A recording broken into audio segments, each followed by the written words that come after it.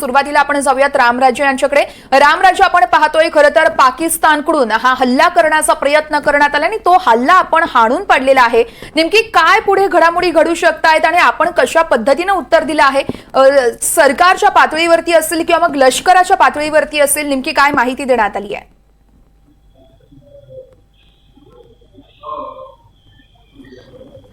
बिलकुल, भारत सरकारने या संदर्भाची प्रेस रिलीज जाहीर करून सांगितलेलं आहे की कशा पद्धतीने हल्ला करण्यात आलेला आहे, परंतु तो नाकाम सुद्धा करण्यात आलेला आहे.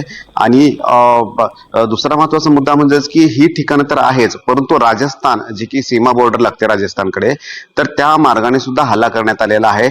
जैसलमेर आणि त्याचसोबत बाडमेर या परिसरामध्ये सुद्धा हल्ला करण्यात आलेला आहे. जोधपूर आणि बिकानेर या परिसरामध्ये सुद्धा ड्रोनद्वारे हल्ला करण्यात आलेला आहे, परंतु तो नाकाम करण्यात आल्याची आपल्याला आता माहिती मिळते.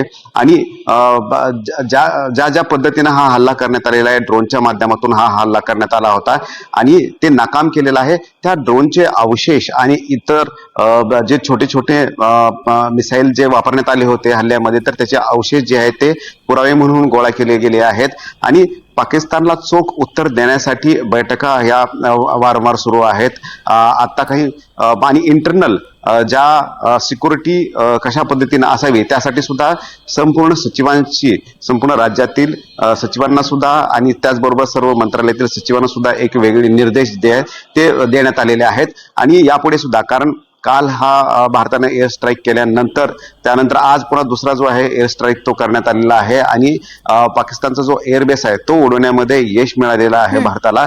आणि त्यामुळे युद्धाच्या कोणत्याही कणा जो असतो तो एअरबेस असतो. तर या एअरबेसेसवर जो हल्ला करण्यात आलेला आहे आणि चीननं बऱ्यापैकी पाकिस्तानला यामध्ये मदत केली होती एअरबेसच्या माध्यमातून, परंतु तो आता उद्ध्वस्त करण्यामध्ये यश मिळालेला आहे. आणि आता इथून पुढे सुद्धा आज संध्याकाळी काही महत्वाच्या बैठका होणार आहेत आणि त्यानुसार पुढची रणनीती जी ती ठरणार आहे. निश्चितच रामराजे, त्यामुळे या बैठकीत नेमक्या काय काय घडामोडी घडतात या संदर्भातले देखील सगळे अपडेट तुमच्याकडून जाणून घेत राहणार आहोत. तुम्ही असेच सोबत राहा. आपण राहुल यांच्याकडे जाऊयात. राहुल, आपण पाहतोय पाकिस्तानची जी HQ-9 ही रडार यंत्रणा होती ती उद्ध्वस्त केल्याची माहिती आहे. या रडार यंत्रणेसंदर्भात आणखी काही माहिती समोर आली आहे का? प्रशासनाकडून काही सांगण्यात आलंय का? ही रडार यंत्रणा नेमकी कोणत्या देशातली होती? कारण आपल्याकडे आलेली जी माहिती आहे त्या माहितीनुसार चीनची ही यंत्रणा असल्याचं कळतंय.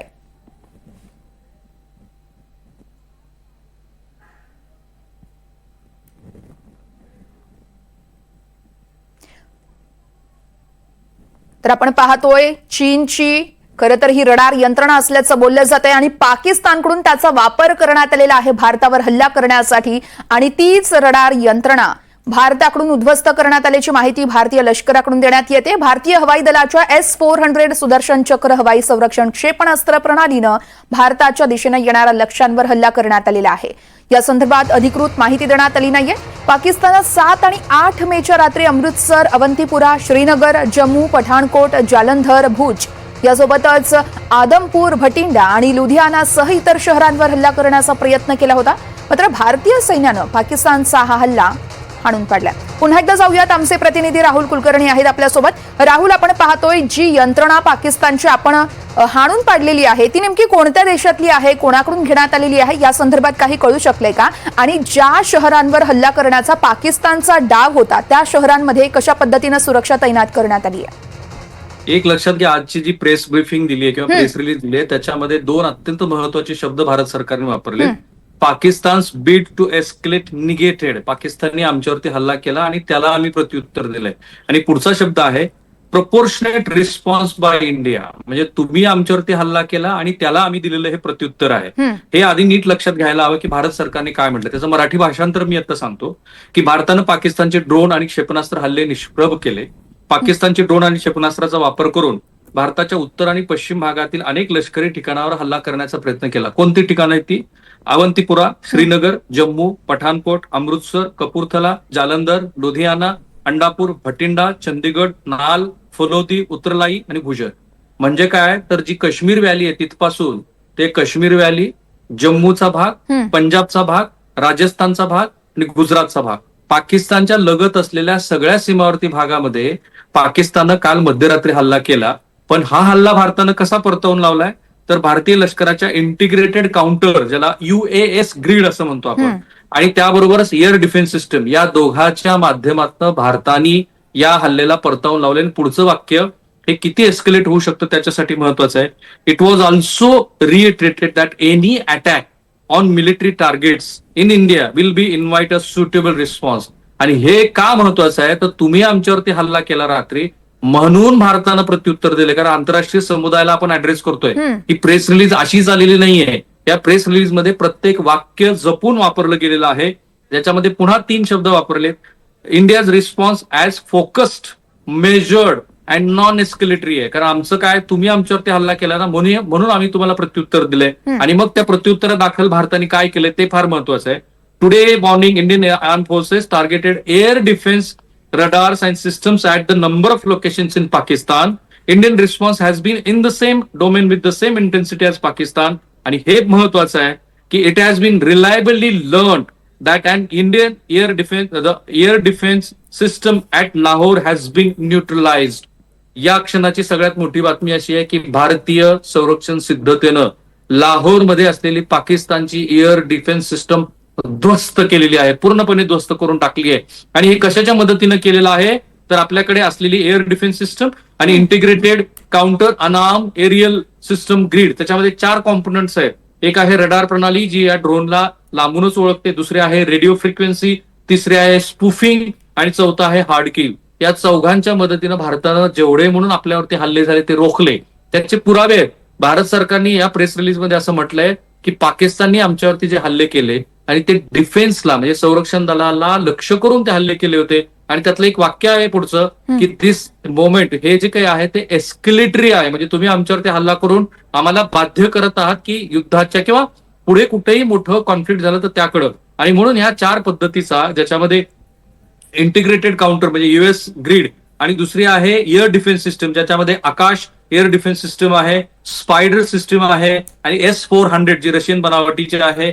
ह्या सगळ्याचा एकत्रित वापर करून भारतानं लाहोरमध्ये आणि 6-7 ठिकाणी पाकिस्तानच्या माध्यमातून त्या बातम्या सकाळी आल्या होत्या, आपण पण त्याच्यावरती लाईव्ह केलं की तिथे 6 ते 7 ठिकाणी मोठे स्फोट झाले.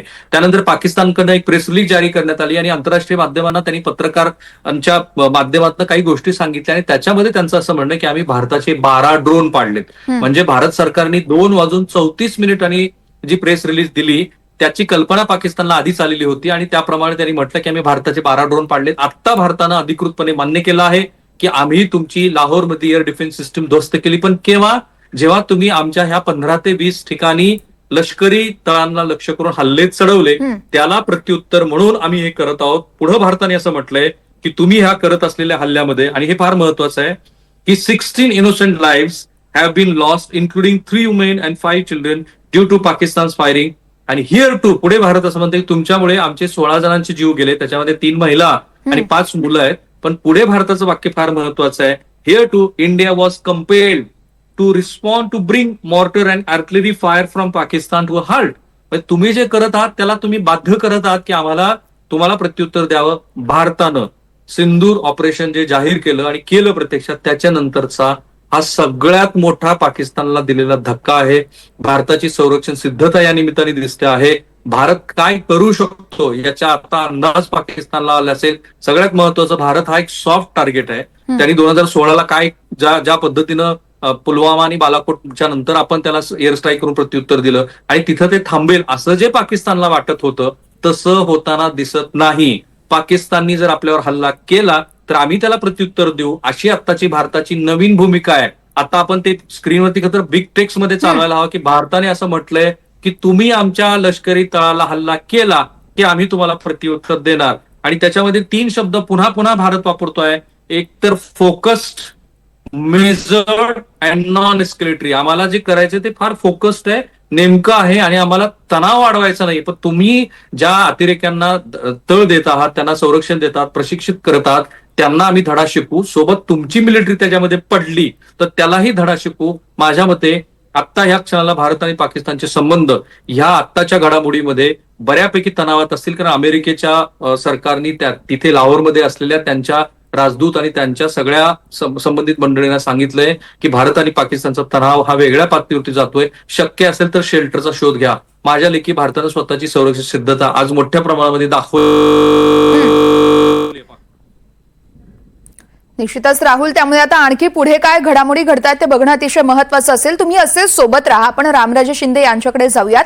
रामराजे, जसं राहुल यांनी सांगितलं की आपण कोणत्याही स्थानिक शहरावरती किंवा मग कोणत्याही ज्या ठिकाणी लोक राहतात त्या ठिकाणी हल्ला केला नाही. अगदी पहिल्यापासूनच आपण सांगत आलो आहोत, दहशतवाद्यांची जी तळं आहेत त्यावरतीच आपण हल्ला करतोय. मात्र पाकिस्तानकडून 23 एप्रिल नंतर अगदी LOC वरती वारंवार गोळीबार केला जात होता, शस्त्रसंधींचं उल्लंघन केलं जात होतं आणि त्यानंतर आता हा एक मोठा हल्ला म्हणावा लागेल आणि आपण त्यांचा हा हल्ला हाणून पाडलाय. आता सध्या बैठकांचं सत्र सुरू आहे. बैठकांमध्ये काय घडामोडी घडतायत? विरोधी पक्षांचं असेल किंवा मग सत्ताधाऱ्यांच्या कशा पद्धतीनं चर्चा होत आहेत?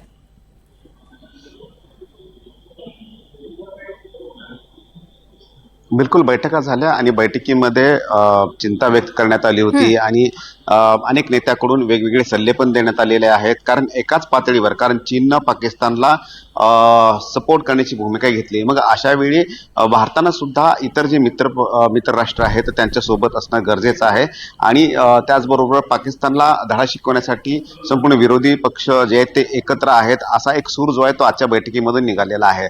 परंतु त्याशिवाय सरकारला आणखी 2-3 पातळीवर जे आहे ते लढावं लागणार आहे. एक म्हणजे की इंटरनल सिक्युरिटी, अंतर्गत जी सुरक्षा आहे. कारण आता जसं की हा संपूर्ण भाग जो आहे काश्मीर ते गुजरात पर्यंत आणि महाराष्ट्रापर्यंतचा, तर तिथे कुठे ना कुठे टार्गेट करण्यात आलेला आहे. आता तर जैसलमेरला सुद्धा टार्गेट करण्यात आलेलं आहे. बाडमेर या ठिकाणी सुद्धा ड्रोनच्या माध्यमातून हल्ले केले जात आहेत. तर ते कुठेतरी थोपवणं हे आवश्यक आहे आणि आतापर्यंत ते थोपवण्यामध्ये भारताला यश मिळालेलं आहे. दुसरा मुद्दा म्हणजेच की बॉर्डरवरची सुरक्षा, बॉर्डरवरची सुद्धा सुरक्षा जी आहे ती वाढवण्यात आलेली आहे. कारण तिथे सुद्धा वारंवार सीज फायर चाललं आहे, शस्त्रसंधीचं उल्लंघन चाललेलं आहे. त्यामुळं जी एक्स्ट्रा जी फोर्स आहे ती मोठ्या प्रमाणावर लावण्यात आलेली आहे.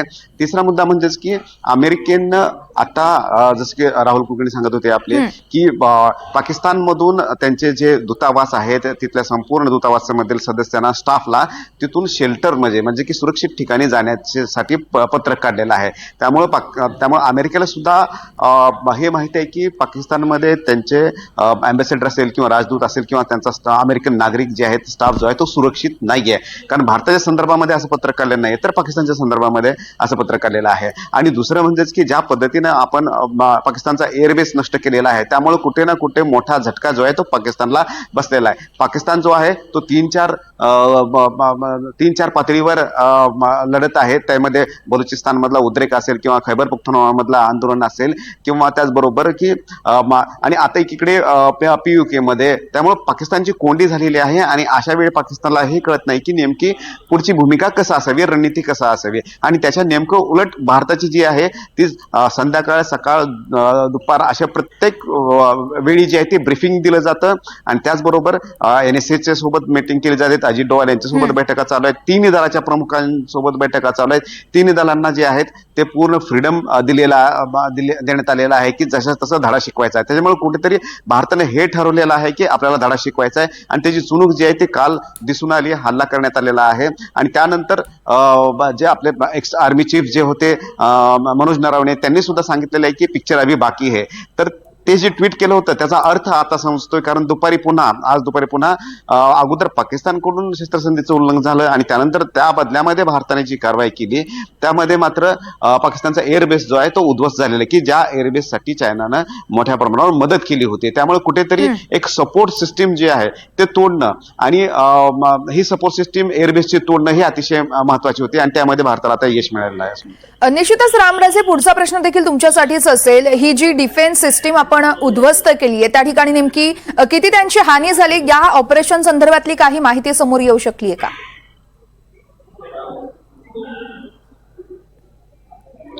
बिलकुल हानी किती झाली याची माहिती मिळाली नाही, परंतु या सिस्टीमचं नुकसान झालेलं आहे. कारण या सिस्टीमवर एक प्रकारे कवच होतं ही सिस्टीम म्हणजे, परंतु ही सिस्टीम आता पूर्ण उद्ध्वस्त झाल्यामुळे ते कवच जे आहे ते नष्ट झालेलं आहे आणि त्यामुळं आता एअरबेस सुरक्षित नाहीये किंवा पाकिस्तान जो आहे तो सुरक्षित नसल्याचं हे उदाहरण आहे असं म्हणावं लागेल. निश्चितच रामराजे, तुम्ही असे सोबत राहा. आपण थेट राहुल यांच्याकडे जातोय. राहुल, तुम्ही अगदी काही वेळापूर्वीच एक उल्लेख केला होता S-400 सुदर्शन चक्र हवाई संरक्षण क्षेपणास्त्र प्रणालीनं आपण खरं तर हा लक्ष्य होतं त्यावरती हल्ला केल्याचं कळतंय. हे नेमकं काय आहे आणि कसा याचा उपयोग केला जातो? बघा आता तांत्रिक मुद्दा आहे पण नीट समजून घ्यायला हा. हवा. ज्याला इंटिग्रेटेड काउंटर अनआर्म एरियल सिस्टम किंवा ग्रीड म्हणतो हम्म. त्याला युएएस असं म्हणतात. त्याच्यामध्ये किती घटक आहेत? एक आहे रडार प्रणाली. की रडार प्रणाली काय करते तर ड्रोनची हालचाल लांबून ओळखते. त्याला जोड असते ती म्हणजे रेडिओ फ्रिक्वेन्सीची. त्या रेडिओ फ्रिक्वेन्सीच्या माध्यमातून आपण काय करतो, ड्रोन आणि त्याच्या दरम्यान जो कंट्रोल सुरू आहे त्याच्या रेडिओ फ्रिक्वेन्सीमध्ये आपण त्याला डिस्टर्बन्स आणतो, जे भारताने काल रात्री केलेलं आहे. तिसरं आहे स्पूफिंग किंवा जॅमिंग.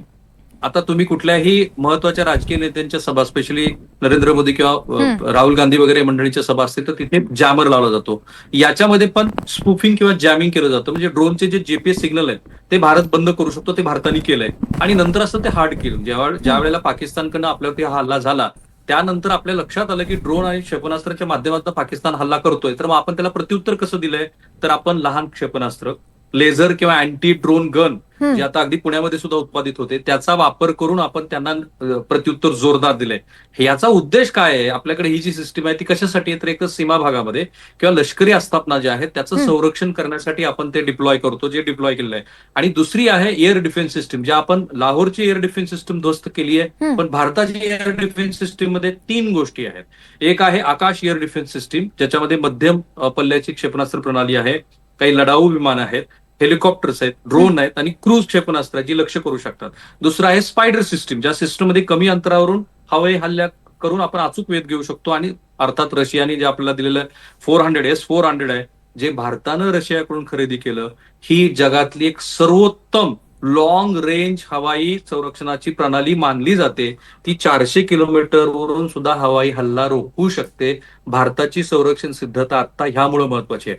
जे मगाशी रामला प्रश्न विचारला होता की पाकिस्तानमध्ये काय झालंय, तर पाकिस्तानच्या माध्यमांनी आणि तिथल्या संरक्षण विभागाने सांगितलं की जवळपास 25 ड्रोन त्यांनी पाडलेत. भारत सरकारच्या ऐवजी तेच अधिक जाऊन जागतिक संघटनांना आणि माध्यमांना सांगतात की आमच्याकडे एवढं मोठं नुकसान झालंय. पाकिस्तानच्या 9 शहरामध्ये स्फोटाचे आवाज ऐकले गेले. पाकिस्तान हा स्वतःच वेगळ्या प्रश्नांनी ग्रस्त असलेला भाग आहे. बलुचिस्तानमध्ये त्यांच्या विरोधामध्ये, तिथल्या प्रशासनाच्या विरोधामध्ये अनरेस्ट आहे. ते त्यांनी केलं का भारतीय प्रणालीने केलं? पण आज सकाळी एका पाठोपाठ एक पाकिस्तानच्या महत्वाच्या शहरामध्ये, लाहोर असेल, सियालकोट असेल, ह्या भागामध्ये मोठ्या प्रमाणामध्ये स्फोटाचे आवाज ऐकायला आले. आणि त्या स्फोटाच्या आवाजानंतर पाकिस्ताननी त्याच्या माध्यमातून सांगायचा प्रयत्न केला की आमच्यावरती हल्ला झालाय. पाकिस्तानने असं म्हटलंय की आमच्या 15 ठिकाणी हा हल्ला झालेला आहे आणि त्या 15 ठिकाणी, माफ करा, 9 ठिकाणी आमच्यावरती हा हल्ला झालाय आणि त्याच्यातले आम्ही 25 ड्रोन पाडलेले आहेत. म्हणजे काहीतरी घडलंय. आणि भारताने आता प्रेस रिलीज मध्ये स्पष्टपणे सांगितलंय की लाहोरची डिफेन्स प्रणाली आम्ही ध्वस्त केलेली आहे. ही खूप मोठी अचिव्हमेंट आहे आपली. निश्चितच. आणि आता येणाऱ्या काळात आणखी काय काय आणि कशा पद्धतीने आपण समोर पाकिस्तानला उत्तर देतो हे बघणं अतिशय महत्वाचं आहे. राहुल, खूप खूप धन्यवाद तुम्ही केलेल्या सखोल विश्लेषणासाठी. आणि रामराजे, तुमचे देखील खूप खूप धन्यवाद तुम्ही दिलेल्या या सविस्तर माहितीसाठी.